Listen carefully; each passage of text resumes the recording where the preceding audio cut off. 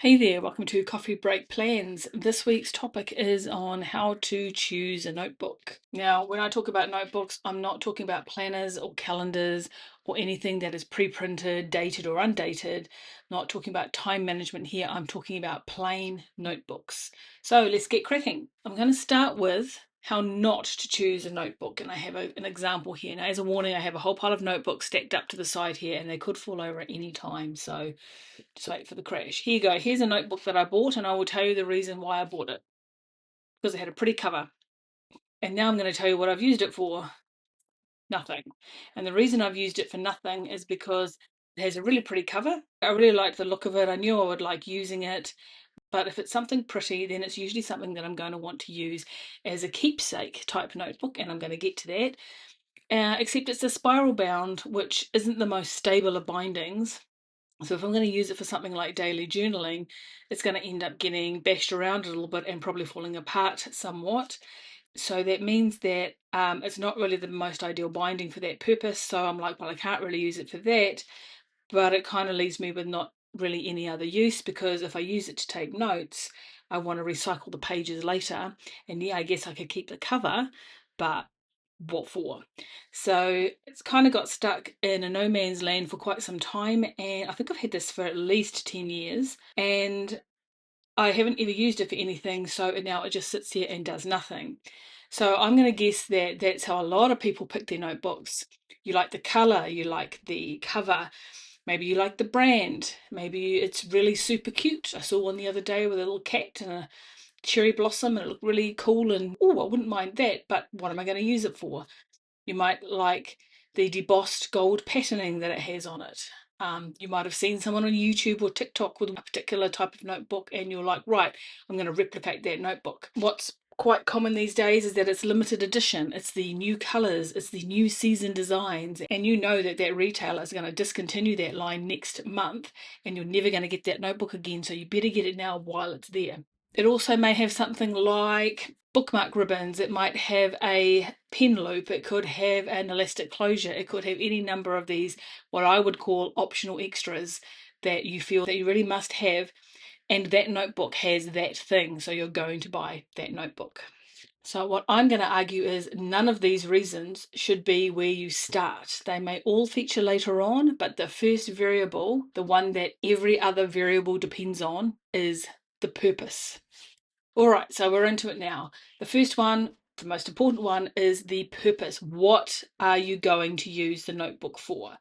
Is it going to be a workhorse, or is it going to be, oh my God, here we go, a keepsake? If you are going to be journaling in it, my current journal is in a notebook that is not included in the scope of this, but I'm going to cheat a little bit here.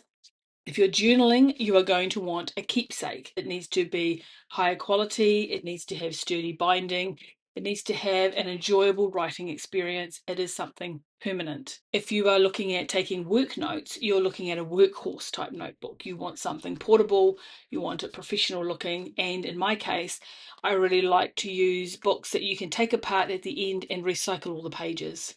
If you are doing sketching, and I do have a sketchbook somewhere but I cannot find it, you're probably going to want a larger size if you're into bigger sketches or paintings. And you'll need the paper designed to take whatever media you're working in, whether you're working with pencils, whether you're working with paints. If you're doing bullet journaling, and I'm now going to tempt fate by pulling out a third notebook, you're usually going to look at a mid-size book, and you're going to be looking at dot grid paper, or in some cases we're looking at grid paper. Either one of those is really good. So as you can see, knowing what your purpose is and having that clearly set out in your head is already pointing you towards particular types of notebooks with particular layouts. So it's a great place to start. Okay, the next thing to consider is the size of your notebook. And this, of course, will be based on your purpose. Do you need more room to spread out with your ideas? Possibly you're looking at an A4 or upwards. Do you need to stash it in a pocket or keep it really light? Then you're looking at a passport or a pocket-sized notebook. An A5 is a super popular mid-sized notebook that a lot of people use, including myself. If I'm not sure what size to get, I will go to an A5. Also, when it comes to size, think about how much you need to carry it around. Think about how big your backpack is, how big your purse is, how much room you have to put a notebook in there. Are you just going to leave it on your desk and then just take it to a meeting room when you need to? Then you can get a bigger book. If you are going to need to travel with it a lot and stash it into a backpack or a purse somewhere, you're looking at the mid to small sizes for that. Keeping in mind, of course, the smaller it is, the less you can spread out on the page. So you always have to balance those off. The next thing to consider is the type of binding the notebook will have. If it's a keepsake journal, then my recommendation would be a stitched and bound and glued notebook like this one. If you want spreads that go across 2 pages, you're going to want a lay flat type like this, where you can put headings and content across both pages, whereas you can't do that with many of the other types that I'm going to get to. These types are ideal for keepsakes. For your more workhorse type books, spiral bound is excellent. These types of notebooks fold back on themselves, so you have easy access to that left-hand page. You can tear pages out, and although you can't put the page back in, it's very much a genie out of the bottle situation. It doesn't ruin the integrity of your notebook. It will continue on as it is without falling to pieces, which is not the case when you have permanently bound notebooks. Similar to spirals, as you have coiled notebooks, these are slightly more sturdy because the coil starts at the top and threads all the way down to the bottom. So even if you end up with distortion of the coil, it doesn't threaten the integrity of the notebook. However, when you have distortion of these spirals, which you do get, they tend to pull away from the text block of the notebook and you start to lose a little bit of cohesion. It has happened to me on several occasions. You also have your ring and your disc notebooks, although I would probably call a ring notebook more of a ring binder rather than a notebook on its own. Whereas you have your disc notebooks and they are held together by a series of discs. And the beauty of these is that you can tear pieces out and move them to another place and put them back in, and that's really easy to do. And so you can move your dividers and your pages, you can change out your covers. There's also a difference between the actual cover type. So you get hard covers, so this is a hard cover, whereas this one here is a flexi cover. So the hard covers are a little bit heavier, it's a bit more durable and protects the pages a little bit better, whereas your flexi cover can be bent around a lot more, however it's lighter. So there's all those things to consider when it comes to your binding, and again, it always goes back to your purpose. So moving into the layout now, which is the next thing to consider, staying focused on your purpose. Are you doing something like bullet journaling? Now, if you are doing bullet journaling, you are really going to want a dot grid. This is a 5mm dot grid. I highly recommend it. It is the best to start with if you're just starting out. If you're an experienced bullet journaler, then feel free to use whatever's suiting you.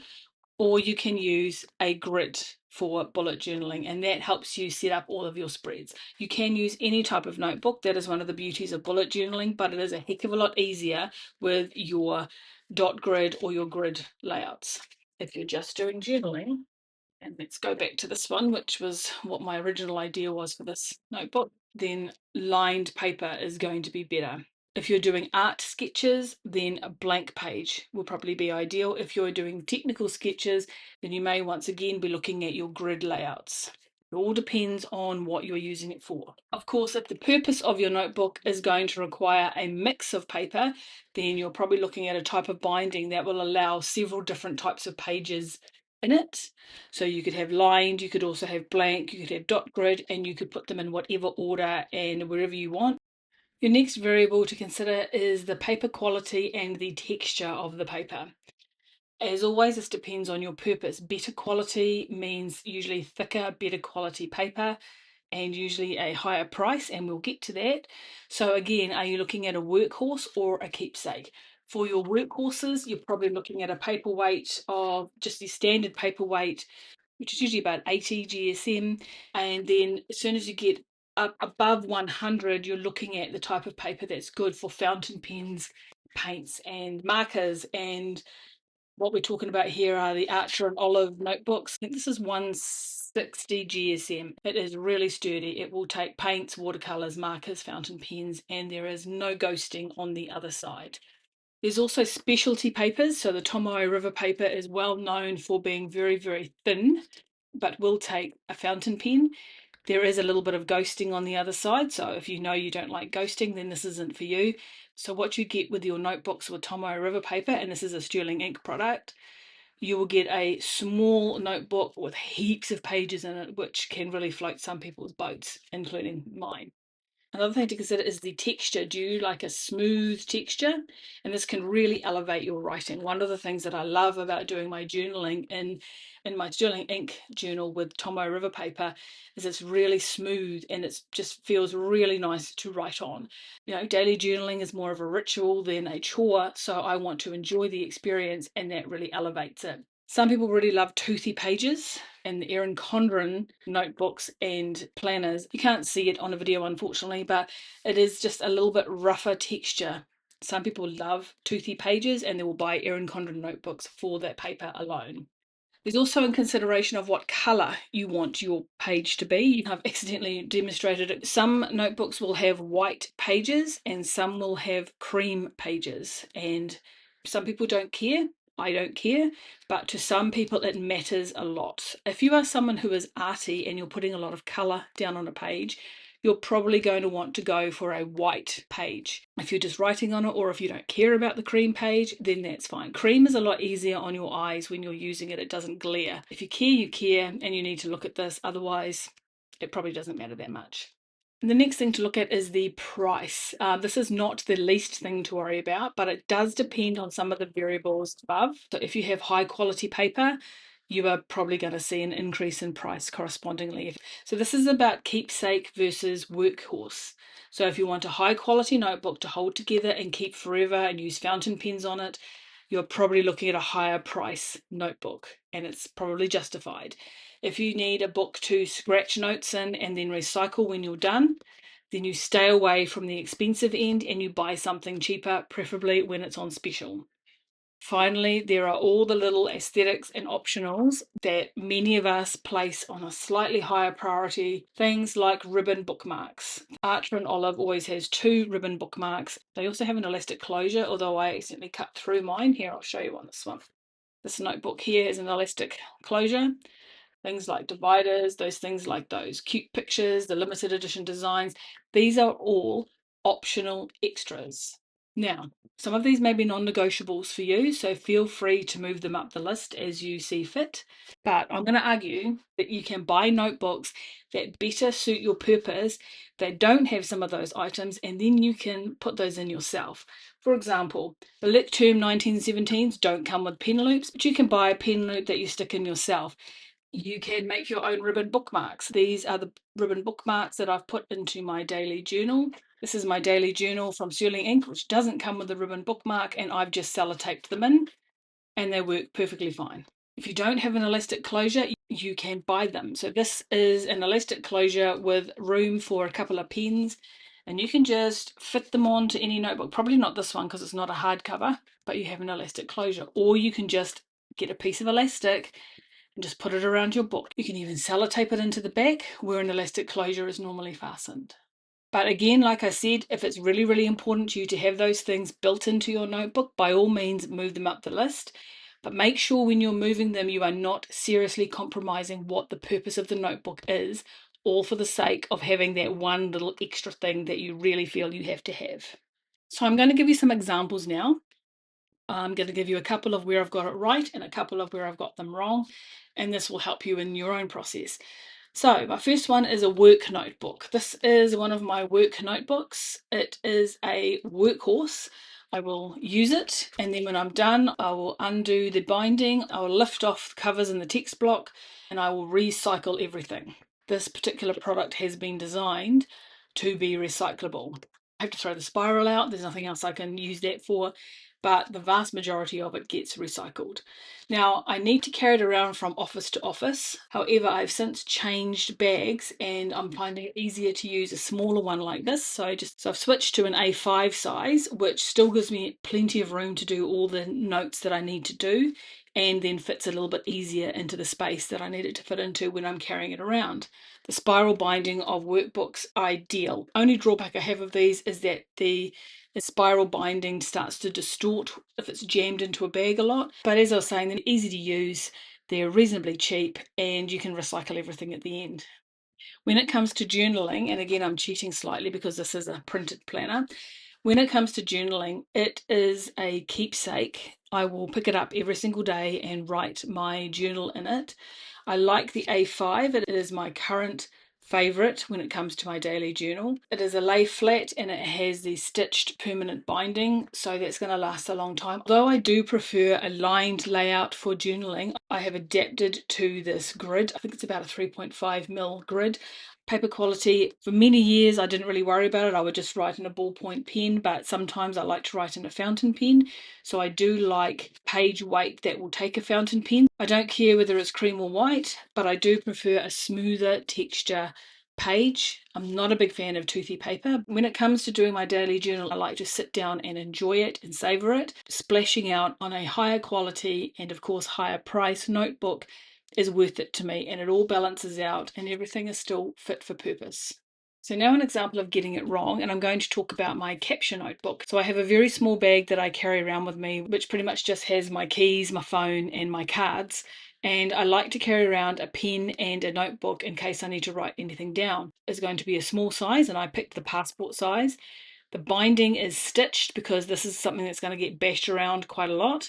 When it comes to the layout, anything is fine. I might have preferred lined, but it doesn't really matter. I didn't really care about the paper quality. It could have been reasonably crappy. So what I was really looking for was a nice, cheap notebook. Instead, what I bought was a high quality Tomoe River paper notebook from Sterling Ink, which cost, oh, I can't remember how much these cost, about 30 something dollars, I think, US. So I have a high quality keepsake notebook that in theory I'm going to write my quick notes on, transfer them to wherever they need to go, and then recycle. So probably what I should have bought was something more like this. It has just a few pages, it's light, it's small, it even has a pocket at the back, for goodness sake. This is the notebook that I take with me when I'm tramping. I probably should have used something more like this than this more high quality product. However, what I do love about this notebook is that it has a lot of pages. It's 270 pages just in this small notebook here. So I'm never going to worry about running out of space. Whereas this has about 20 leaves, so 40 pages. If I am out somewhere and I need to write a lot, and it does happen, then this would run out very, very quickly. That said, it's still an example of spending just a little bit too much money than I really needed to. I probably could have gotten a very similar sized notebook for a lot cheaper. This is another notebook that I bought because it was pretty. I bought it because I like tramping and I liked the picture of all the backcountry huts. But once I had it in my possession and I was all happy, dopamine hit achieved, too big to take tramping. It's spiral bound, so that's just going to get bashed around when I'm jamming it into my pack. I have a feeling that the pages would deteriorate if it got a little bit wet. It has a really random layout. We have a lined page, then blank, etc. And it does this, and then all of a sudden you'll have a color plate, which is different paper, smooth, shiny paper, and then that's blank on the back, and then you're back into that. What am I going to use this for? I have absolutely no idea. So I bought this at least 10 years ago, and I still have no idea what I'm going to do with it. It's just going to sit here along with my pretty Van Gogh notebook until I figure out what a good use for these are. I'm sure I will do it, but it could be, I could be 90. So to sum up, have a purpose in mind before you go shopping for a notebook. Remember all of those optional extras, particularly covers and colours and gold debossing and the cute, pretty aesthetics. That is how we tend to buy notebooks. It's the way they get you to buy the same thing over and over again. No one needs all of those notebooks. But if they release a whole pile of limited editions, if they have new season colours every quarter, if they return your favourites and quick buy them while we've got them, you will come back and you will buy more than what you need. And it's the same thing, it's just a different colour. It's like a Stanley Cup. It's how they get money out of the same people. So if you're buying notebooks because of the aesthetics and telling yourself that you will think of how you're going to use it later, and it's okay, we all do it, you're doing it the wrong way round. And that is how you end up with way more notebooks than you're ever actually going to use. Or with these little guilt bombs where every time you pick it up you think, wow, I really need to do something with that. Now, it's your money and it's your space, and if you're happy with that, then that's fine. On you go. Now that's it for this video. I hope it's been helpful. Have a great week, and I'll see you next time.